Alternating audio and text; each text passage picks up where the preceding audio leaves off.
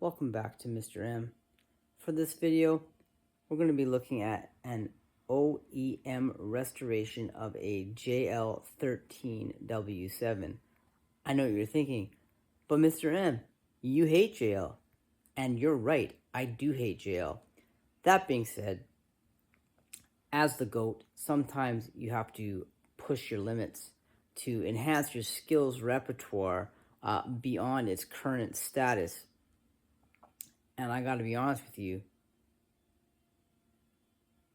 I did a flawless job on this sub, and I really impressed myself. So stick around, check it out. It's really quite something.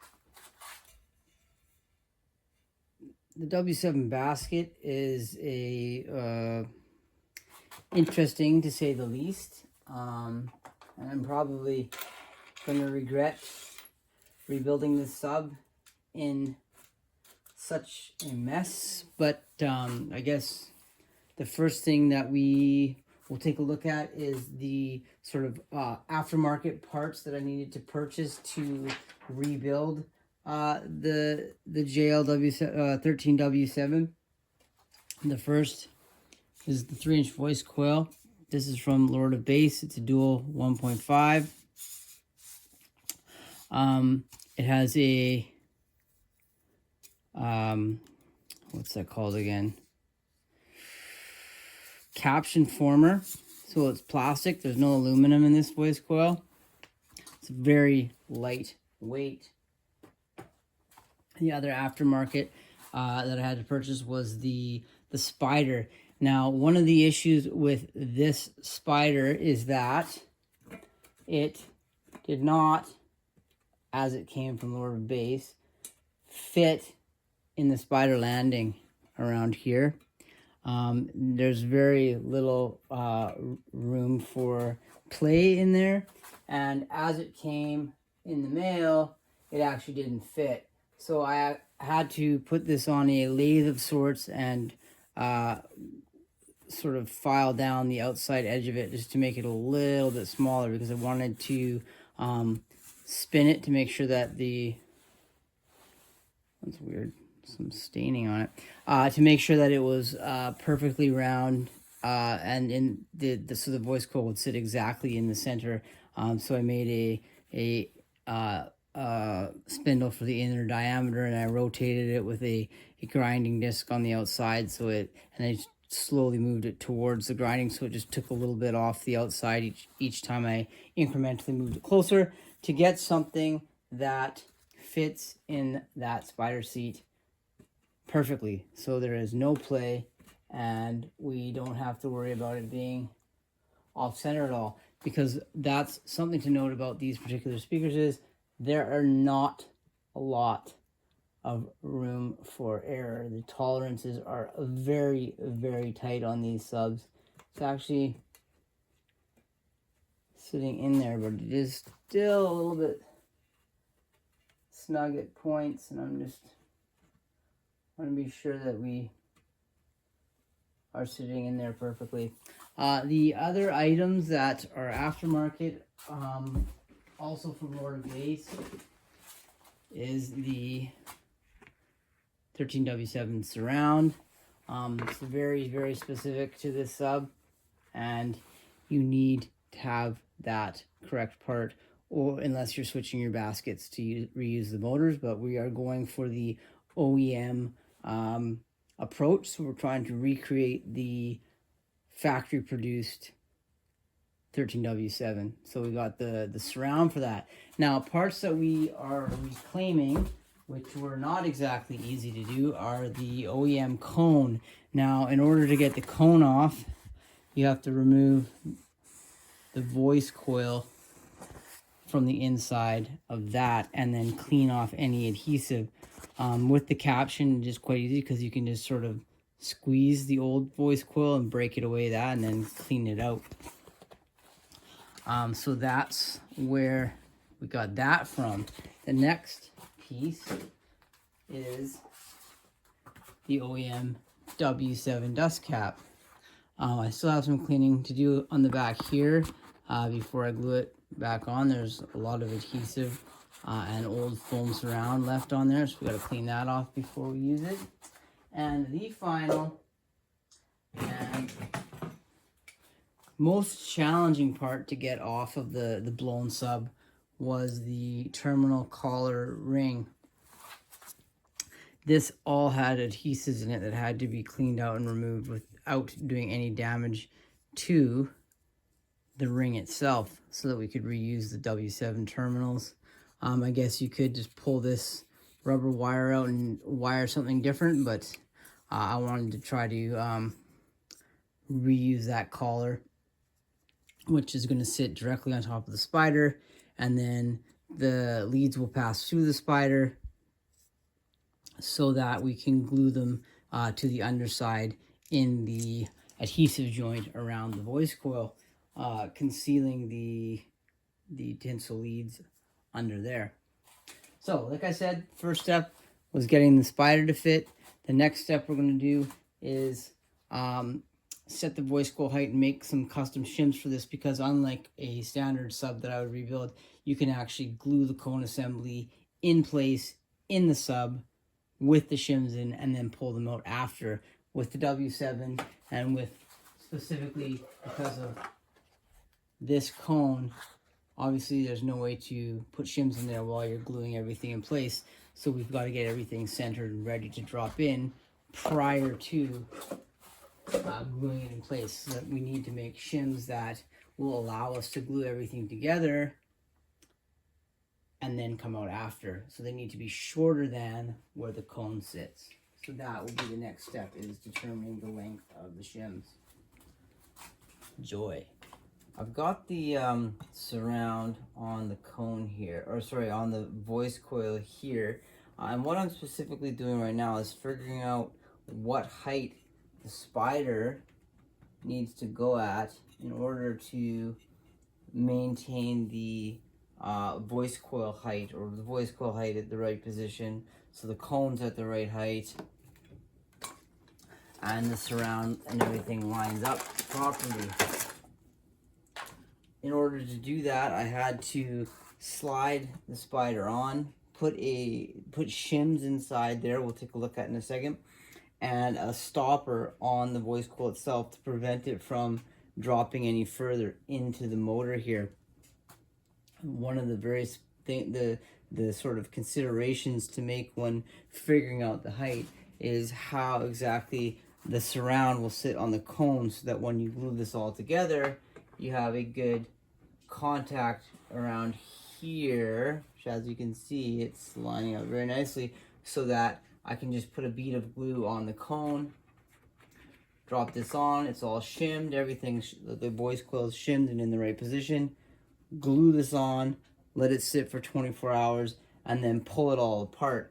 But the very first thing we have to do is figure out where the spider needs to be. So that's why I needed to figure out what the height would be to have the cone in the right position, to get the surround in the right position. It's just so many steps for such a simple device. That is why I hate JL and I hate working on JL. But anyway, here we are. It's not the end of the world. We'll get it done and see what happens. We now have the height set. This is where it's going to be. So I can pull all of this stuff out of the assembly. You can see my shims here that are cut shorter than the cone because they can't pass through the cone. And now we're going to, one of the other things is I've folded the lead nickel strips down so that when I put the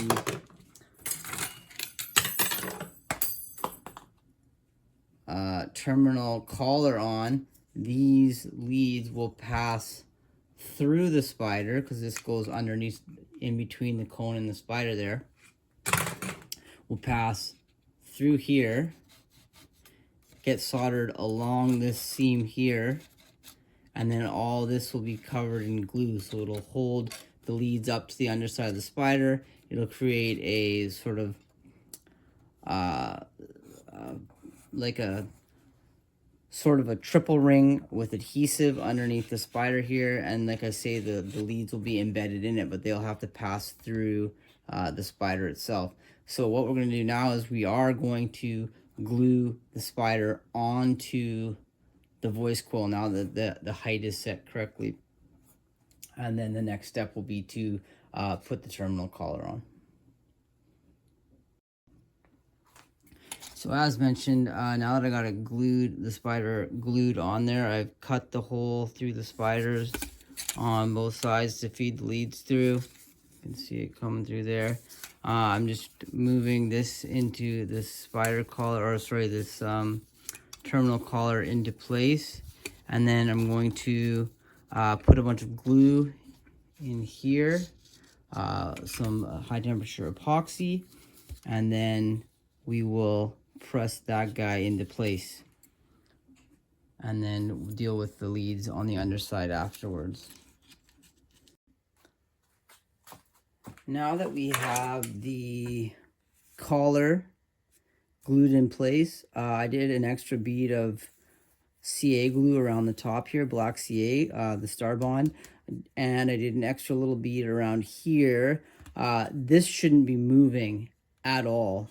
It should be locked between the collar and the glue bead that I'm going to put on the bottom, which will be a quite significant bead because it's going to have to cover these tinsel leads, and also it'll be holding them in place so that they're not moving around while the sub is in action. So the next thing that we're going to do is solder these to these guys here, your foil leads that are coming off the voice coil, and then I'll probably trim them down a little bit so they're not quite as long, and then I'll embed them or encapsulate them in epoxy and CA, or just CA probably, to, yeah, like I say, hold them in place, make sure nothing's moving, hold the spider firmly up against the collar. There is all sorts of glue in between the collar and the spider as well, but I want it to be glued on both sides. So that is the next step. Now that I've got the spider completely sorted out and the terminal, all the soldering has been embedded in this CA, this rubber reinforced black, to hold the tinsel leads where they come through against the underside of the spider, as well as to brace the spider underneath to the former. So the next step is going to be to put the cone on top of it. So attach the cone to the former. So now that so now that the cone is glued in place, the epoxy hasn't quite had 24 hours to dry yet, but it's been going for probably 12 hours now. So I think that rather than waiting a whole 24 hours to set the surround onto it, I'm just going to do it now. Now, one of the things is that if done properly, this should be sitting very nicely on the cone, which, as you can see, it is sitting very nicely on the cone. When I glue it, I will put a bead of glue around there. I'm going to clean it with some mild solvent, some isopropanol rubbing alcohol before I do that. And then I'll put the clamp ring on just to hold it like how it's like exactly how it's going to be sitting in the sub, and let the rubber where it's seated on the cone just sort of settle into place, so that way it's literally exactly how the sub's going to be put together, so there will be no shifting from its current position, because right now I have the voice coil shimmed. It's got 3 layers of poly shims in there that I showed earlier in the video. What I will do is, once this is cured onto here, I'll probably add a bead around here, if that'll fit. It might not fit under the dust cap. It's going to be very close. I don't want a thick bead, maybe very thin bead, and definitely one on the underside, because there's also room to put some glue around the underside here, just an extra glue. I just don't want anything coming off. But yeah, that's the next thing I'm going to do, is glue that surround onto there. This is not the only, but part of the reason why you clean the surfaces with a mild solvent before you glue them, because all of that crap was on just the top of the cone here, and that's just dust and garbage and grease and stuff that sort of settled on it while I was working on it. So we got that off, and we're going to do the same thing for this round. I've now got the surround glued onto the cone, and the cone glued onto the voice coil. We're going to pull it out and add a bead of glue to the underside. Let's take a look here. Oh wait, we got to pull the surround thingy off first, and then we will take a look at it from the underside, see how it looks. Hopefully nothing comes unstuck here. That would be really terrifying and terrible, because this has been sitting for 24 hours.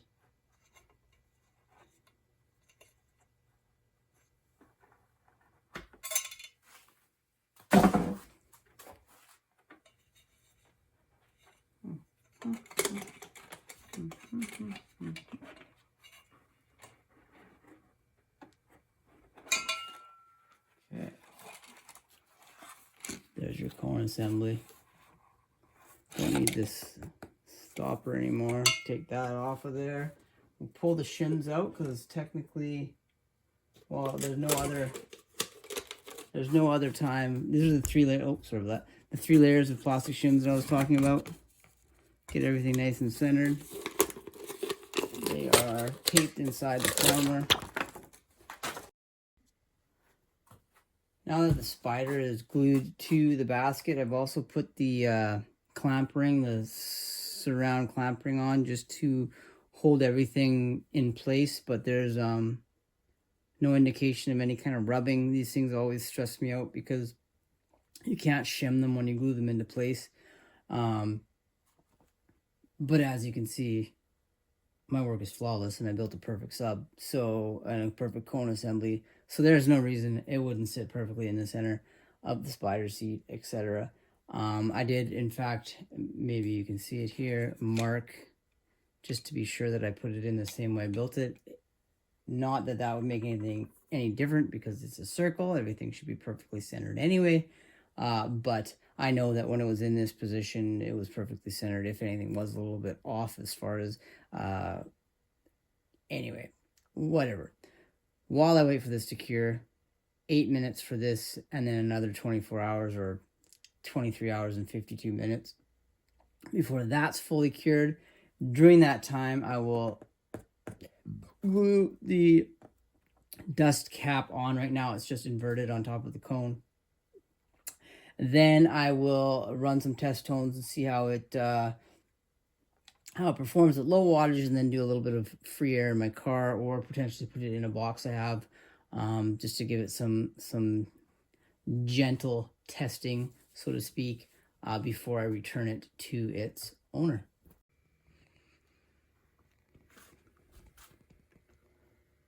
Last step to go. I'm gonna glue the OEM dust cap onto the cone and call it a wrap on the build part, and then it's just testing. It's there's no coil rub So far, we'll obviously test that in an enclosure with fair bit of power. We'll do frequency sweeps and stuff like that on the bench first, but like I say, just gotta glue this dust cap on, and then yeah, on to the next steps. Now that the sub is complete, the dust cap's glued on, everything's done. It's done.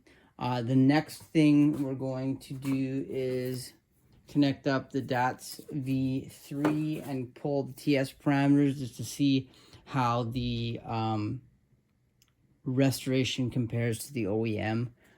Just look at the numbers that we get versus the numbers that are on the website. On the product specs for this particular subwoofer, and then we will go into some frequency sweeps and then vehicle testing after that, just to see how it performs before we give it back to its owner as requested by the owner. So let's get that DAT set up. So now I've got the DATS V3 hooked up. I'm running the DAT software over here. Oh, sorry about that. The DAT software over here. So what I've done the lead calibration as well as the 1K ohm calibration. The next thing we're going to do is run a quick frequency sweep to measure free air parameters. Sounded pretty good. So what do we have here? We have a resistance of 3.075 ohms, a resonant frequency of 26.98, etc., etc. The next thing we're going to do is measure VAS. So in order to do that, I'm going to need to come up with a weight to put on top of the cone assembly to simulate. I should really have the clamp ring on for this. Maybe we'll redo that. Hold on a second. Oddly enough, after I put the clamp ring onto the surround, I did get slightly different numbers for FS. I got 27.29. I'll take a look at that graph real quick. I can also throw that up onto the screen after I do the editing for this video. However, nope, that's as far as I can zoom in. That's where we're at right now. So the next thing I'm going to do, like I said, find an object to weight it with so that we can calculate the VAS or run the VAS sweep on it. So just to follow up on the TS parameters that I got, we have a FS of 27.29, a QTS of 0.6006, a VAS of 1.21 cubic feet, an RE of 3.075 ohms, a QES of 0.6403, a piston diameter of 9.5 inches, an SPL of 86.41 decibels, a CMS of 0.117 millimeters per Newton, an LE of 0.7847 mH at 10 kilohertz, a QMS of 9.666, a BL of 15.49, an N of 0.1037, and an MMS of 291.6 grams. There you have it, the flawless restoration, OEM restoration of a JL13W7. Complete pain in the ass, not really worth the cost of the repair to do for someone else because it's very time consuming. and very anxiety provoking. However, I knocked this one out of the park. Really beautiful work. I'm going to pat myself on the back. Thanks for checking out this video. See you on the next one. Stay beautiful.